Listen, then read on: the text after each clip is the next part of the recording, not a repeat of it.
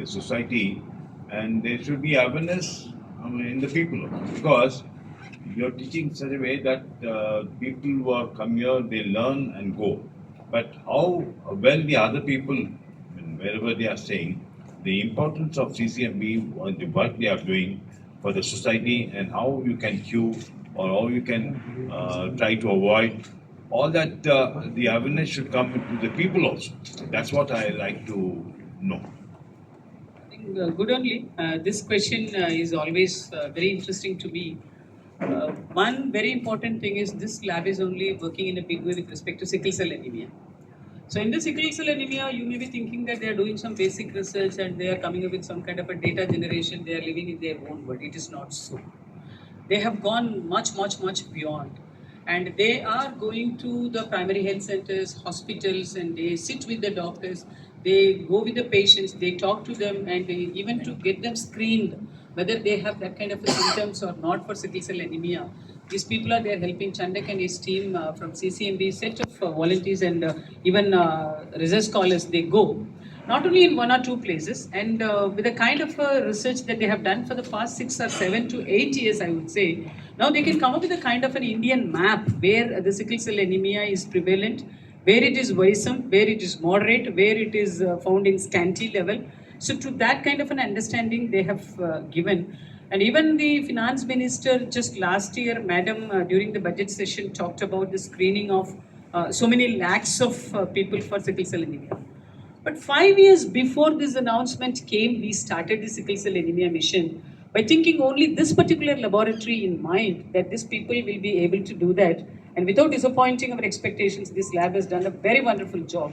And they have gone to the level that now they are coming up with a kind of a market-ready product. And this product will normally these days they are going with one set of screening, then they have to do it one more time as a confirmation test. They call it as HPLC and RT-PCR. So now they are coming up with a kind of a molecular diagnostic kit. That is one kit and it is a one-time thing. With a pinch of one needle and they will collect a one drop. With a drop of blood, they will be able to come up with a kind of a result. So this is a huge, I would say, this is a huge, huge contribution, and it's a very timely, relevant contribution this laboratory has done. It is very popularly known among educated community, and also it is popularly known among the tribal community, meaning is wherever the sickle cell anemia is persisting, there also they are popular. But for the entire country, maybe with the kind of the bandwidth of the country, most of the people may not be knowing what the sickle cell anemia is. Otherwise, this lab is doing good. Now, coming to your second point. So it is not that they are doing only at the basic level research. They are in the field now, and they are going to come up with a kind of the treatment giving diagnosing kit in the market available commercializable product they have come up with. Second thing is you said that people are coming, getting themselves some kind of a training and they go. It is not that way at all. For example, during this COVID time, this wastewater surveillance, these people they came up with a kind of a. It is this laboratory and IICT and NEERI and two other laboratories. So they all worked together and they came up with a kind of an identification from every colony, from every residential place. They just collected the wastewater. From the wastewater, they were able to come up with a kind of a prediction whether COVID-related threats are more or moderate or it is very less. So they were working round the clock, and this is how when the country is coming up with some kind of a difficult times, this laboratory rise to the occasion, and they always take other biology labs also on board, and this is how they become popular because COVID time almost everyone they came to know about CSI laboratories because most of the laboratories we ourselves started giving some kind of our space also. It was dedicated only for testing. So these people they came up with a kind of this wastewater analysis based prediction for which even they got some kind of an award, Golden Peacock Award also. This lab they just won that award for that year. So IICT, NCL, and NEERI, these are the other three laboratories who worked with them. And therefore, this laboratory is known for its contributions in different fields. Ma'am, so you've been a strong proponent of when it comes to combating industrial pollution. because as we know, Delhi is grappling with a lot of bad air quality, and Hyderabad is also coming up with poor air quality regions. So I want to know your view on it. Second point is associated with the promotion that we give to researchers. So recently there was this concern regarding the age cap on researchers. So after 32 years, researchers cannot apply to various positions in IICT and other institutions. So I want to know the reason for that, and what would you recommend would be suggestions of promotions of research and research conduct. And third point associated with this is the misconduct that we're talking about of researchers. A lot of papers have been retracted when it comes to global in global journals and all. Yeah, all three So, questions are yeah. very interesting. I'll Yeah. come one by one. First one is your green. Even that green technology, I will just put it into two. You started with green and you moved towards air pollution. If you talk about air quality index and air pollution, number of things I should start talking about carbon capture utilization and also this pollution control measures.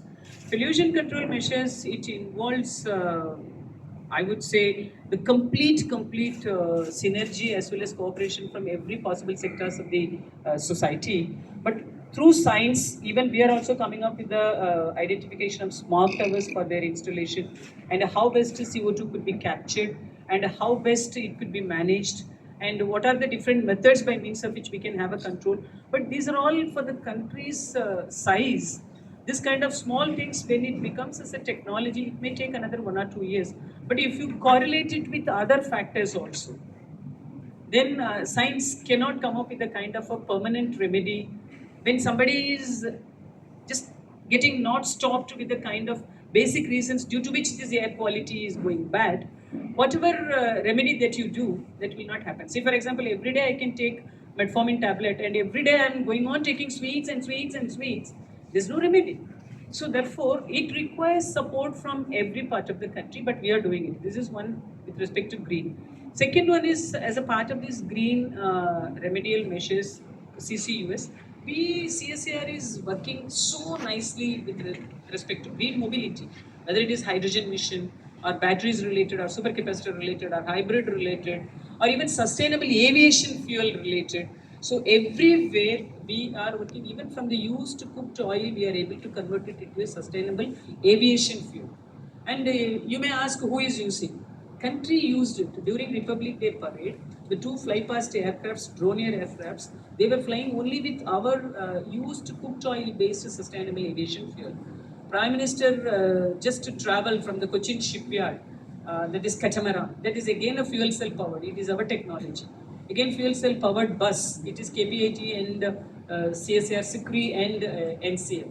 So this is how our green hydrogen mission, as well as our battery technologies. And you said that whether companies are working. Yes, if you just go to Chennai side or go to Maharashtra, number of companies are working with our laboratories, whether it is KPIT or Thermax, or once upon a time we worked with even Reliance for that fuel cells. Now also we are working with the Goody India Private Limited for our battery projects, and we are working with the different Summits Hygronics, and we are working with QMax for supercapacitors, like different people. And very recently, if you just think about only fuel cell, we started with 1 kilowatt, 1 kilowatt, 3 kilowatt, 5 kilowatt, 10 kilowatt, 30 kilowatt, 80 kilowatt level we have got. So depending upon that, these are all related to green technologies. This is your first question. Now coming to your second question, it is age. Age is not a no, age-related thing. In my opinion, it is not going to be a big thing because once upon a time, madam, all people immediately after PhD, they were moving. Even now, people are moving to other countries for PDF, and then they come back. And by the time they come back, their age will be maybe 35 or 37 or 40 or whatever. But now, country has introduced number of scholarships. Nehru PDF is there. Ramalinga Swami Fellowship is there. Now we are calling people from other countries to come back. They are coming here. Even in CSAR, we had some quick hire scheme also. So through all these programs, we are able to consider people of different age group. Above all, there is one category called lateral entry. That also we are now coming up with a kind of some kind of an idea by means of which we'll be able to make use of all the intellectuals available at all age group. So it doesn't mean that only within that age group, if you go, there is a place. Otherwise, it is not at all there. It is not that way. So I think it is not a big barrier from our viewpoint. But one way you should also feel happy, even at the age of 28 and 30, if some employment facility is available here, why only our people will go to other countries for PDF? So, in my opinion, not for your answer, if you just think from the other end, if you just put a cap for this age, definitely more and more people will find their employment opportunities within the country at the right age and at the right choice of institutions. And therefore, their anxiety to go out will also not be there. This is second one. And third one, what is the question? Integrating ethics in science. Ethics in science, ma'am. Actually, for example, in a day, 1 million buses are running safe. We are not worried about all those buses. Only one bus will meet with an accident. That becomes the cover story. So, but I'm not supporting that people should be encouraged to do. But from CSR, we have taken it very seriously. And even in our ACSR curriculum for PhD students, we have made research ethics as one of the subjects. And periodically, we are making people to attend ethics related, scientific ethics, research ethics, publication ethics. So, what is plagiarism? What is self plagiarism? So, how to check it? How can you use all the different tools, whether it is Authenticate or how best you can really identify? Sometimes, without knowing, they would have done, without understanding the consequences, sometimes students will be doing because they are almost in the kind of a race that how best and how fast I can complete my PhD. But whether it is the speed or I would say quality, it is the quality that all of us from this side will say. But when a student comes and joins, he or she at that age may not be knowing the importance of quality. They'll be just wanting to get as many publications as possible. But we always make them, that's why even in the year one itself, there is one paper called Research Ethics that we are making it as a mandate paper. And therefore, I think with the kind of awareness that is being given to youngsters right at this point of time, and with the repeated talks that we make them to attend, and we also bring in experts from different age groups also to sit with them and talk with them, I think this part will be taken care of. Ma'am, being a woman in STEM, Second thing is just to take stock of what is the gender parity with which the next generation is coming up. You will be very much surprised, ma'am. Nowadays, the number of female candidates who are getting degree, it is going more and more. And I also have some kind of memory in my data in my memory. Chemical sciences, because even ACSA 3 days back it happened, it is little more male. But if it is biological sciences, it is dominated by female. And many areas, I would say, anything related to biology, anything related to literature. So I think these days, female, they are doing a lot of higher studies, and even female pursuing not only the post-graduation, but also PhD is becoming more and more. As you rightly said, navigation at one point of time is very difficult when it comes to whether it is marriage or career. I think at that point of time, all female will have some kind of a suffocation. But these days, I would say the support system is in place. Once upon a time, the support system was not there. Even parents were worried, should I or can I, or is it needed that I should send my daughter to that particular place for higher studies? It is not that way. Now, everywhere higher studies are available, everywhere hostels are available, and hostels, women, wherever you travel now, you can see if at all some new construction is happening in any educational institute, it should be women's college or women's hostel. So to that level now women is going for higher education, and therefore I think maybe in another 2-3 years or in another 5 years, definitely after 1 decade, no one from this side will have opportunity to raise this question. Those many women leaders will be there because women in science is becoming more. And I wish to tell you one more point. Science is one beautiful subject. It can be rebooted at any point of time after any amount of years of, I would say, missing gap. Therefore, if a girl is getting married, then maternity, all these things, after 5 years, if she comes back also, DST is having number of projects, especially women related, especially for wherever they have this kind of a career break, just to rejuvenate their research interest. They have schemes. Even from CSIR, we introduced a CSIR Aspire scheme. It's only for women. In that scheme, male members cannot even apply for the project proposal. Only female can apply for projects. So this is how now Government of India and all the ministries and we from CSIR and from the Ministry of Science and Technology, different departments, we prioritize women in STEM. Yeah. Madam, I wanted to know, happy with the kind of funds you're getting from the government? Yeah, if you ask me, are you happy? I won't say I'm talking in the context of how much India is spending in R&D. Yes, exactly. It is 0.6 to 0.8 percentage. I fully agree with you.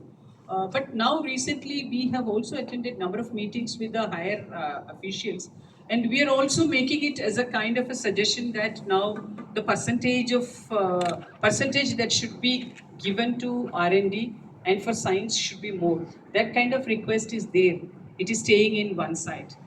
And the other side, I would say, if you just, this is direct investment we are talking about.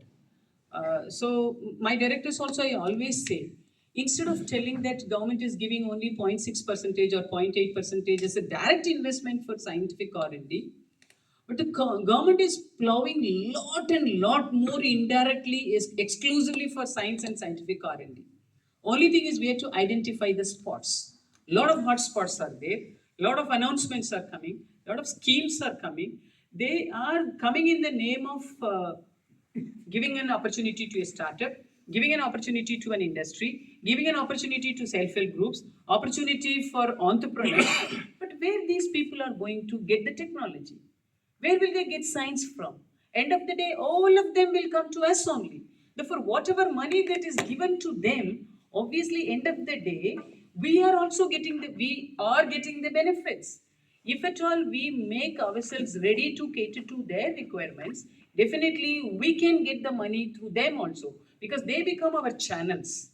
And therefore, indirectly, the money that is going for scientific R&D is definitely not 0.7 percentage like it is the actual data, but it is only the direct investment. But if you just add the direct as well as indirect investment, it is definitely more. Please don't ask me what is a number, but it is a very, very comfortable and a convincing number as far as country like India is concerned. And moreover, sir, I will tell you one more thing. Unlike any other country, with a kind of a very small budget, we were able to showcase our success even in space. Therefore, it is not a hard task for us to showcase demonstrate such kind of a success with respect to other fields of science also, not by quoting a big number, because we know the magic, because for Indian, it is already inherited in Indians' DNA, that with a small money we can do lot of scientific magics. And in my opinion, one should really be capable of doing it. Only then Indian science will become global science. Only then India will become the global leader. You have anything specific in mind when you ask three of them to collaborate together, madam? These people, no, it is my mantra actually. So if at all next time they will say, ma'am, you told on the other day, and therefore now we have 2 collaborative projects, then I would say, no, I'm not happy with this number, like the way you asked. I'm not happy with 0.7 percentage. I want 3 percentage, 5. So I will just increase the bar. Meaning is the more, no, already they are working together, I know, but it is, no, to directors I always tell, but when I get an opportunity to talk to hundreds of his scientists and his scientists, rather than the message going from Vinay's side and Srinivas's side, if at all, I just directly tell them that these 2 labs the collaboration is not sufficient. If I tell so, every scientist will come to know that this is the expectation from the headquarters. Therefore, they will take it little more seriously. They will try to prioritize it with much more seriousness. Therefore, that is a strategy with which I always make some statements as open statements, so that people will prioritize in the coming days more and more towards collaboration, because he is good in science and chemical technology, I mean his lab, and he is good in all the basics as well as advanced and translational biology. So how these 2 areas, the translational biology and the chemical technology, how these 2 could be merged by means of which some great success, not some incremental success, some great success should come. That should make all the other countries to talk about India. This is my another. They're coming up with a number of success stories. But my aim is something different. This is very unique. This is also very unique. So when these two uniques they synergize, then the country should be able to celebrate CSIR. So this is how I always raise the bar. This is my tactics or strategy, whatever, that I never share with scientists. I never share with the directors also, but now you are making it as an open secret to these people also. You announced it in the forum. No. Otherwise, these people are not always. They feel that Kaliselvi madam is always unhappy. We are not able to make her happy. They know that no, it is required because I really expect something more based on their capability. If it is not, it is an average performing laboratory. My expectations I will not share very openly. But they are capable. Therefore, let them do. That's the thing. Madam, CSIR Hyderabad labs have many vacancies. No, sir. Actually, it's not like not recruiting. They are recruiting. They are recruiting. Maybe it would have been very slow in the past, but now even he is coming up with around 42 vacancy or 31 positions. 31 positions. He has come up with a kind of a call. Another 30 group. That is so. It's happening. We have advertisement for NGR have many vacancies. Yeah, going to have more. So actually, it comes like this. He started, then he will also start. It doesn't mean that because RAB is one recruitment and assessment board, depending upon the kind of, whenever they receive, in the same order of priority, they will clear the file. So next will be his turn.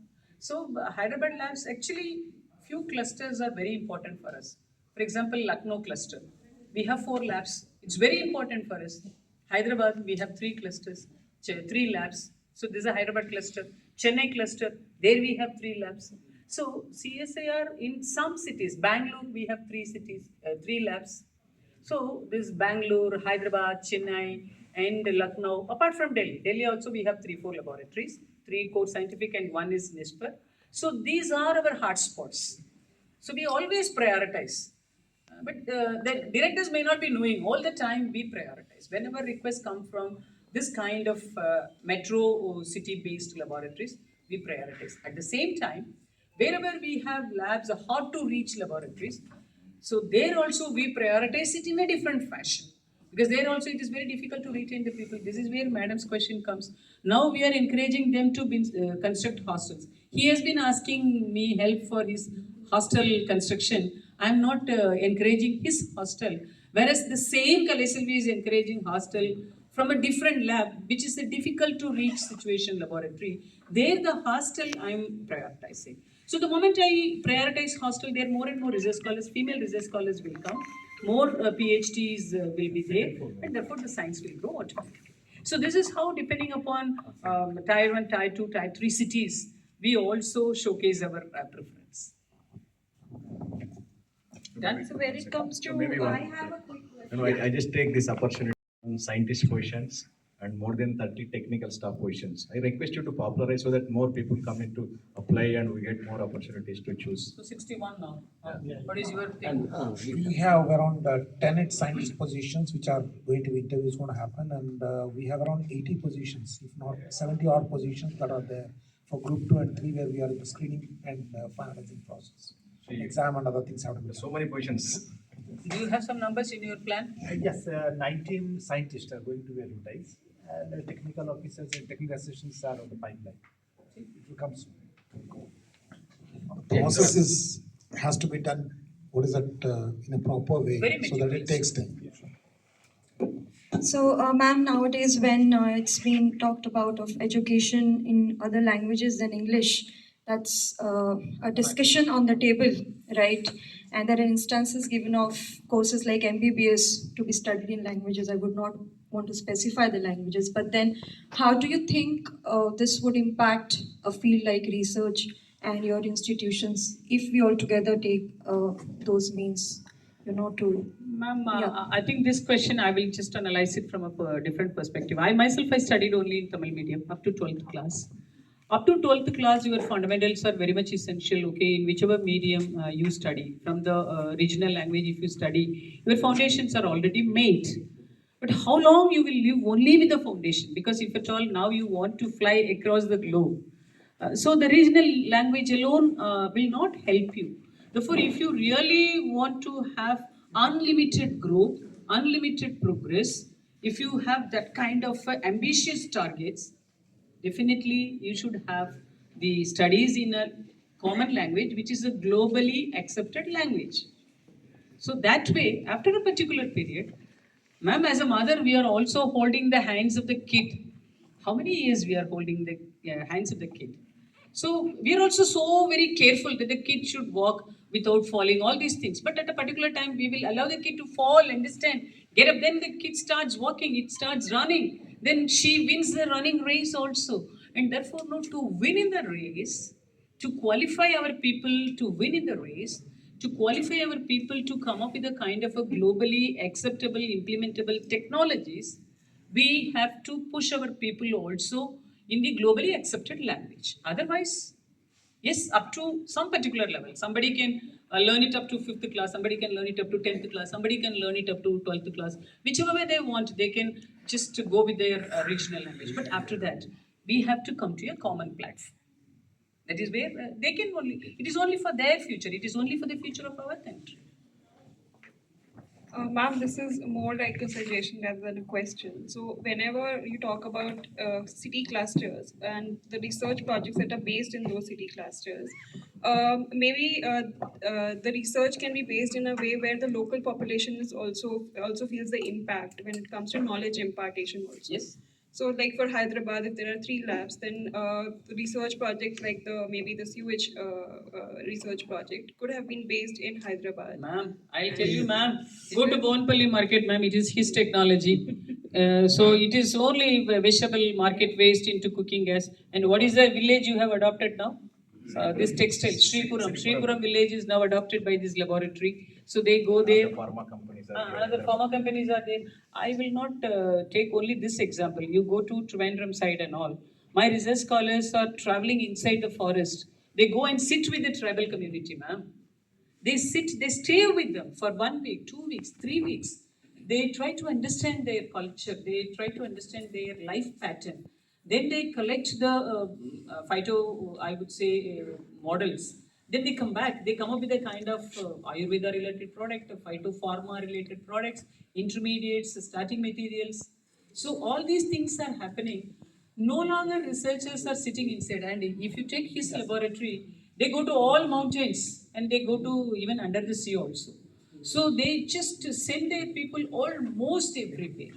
And his sickle cell anemia also, Raipur, Bilaspur, so many places. I remember only 2-3 places. Everywhere his research scholars are traveling.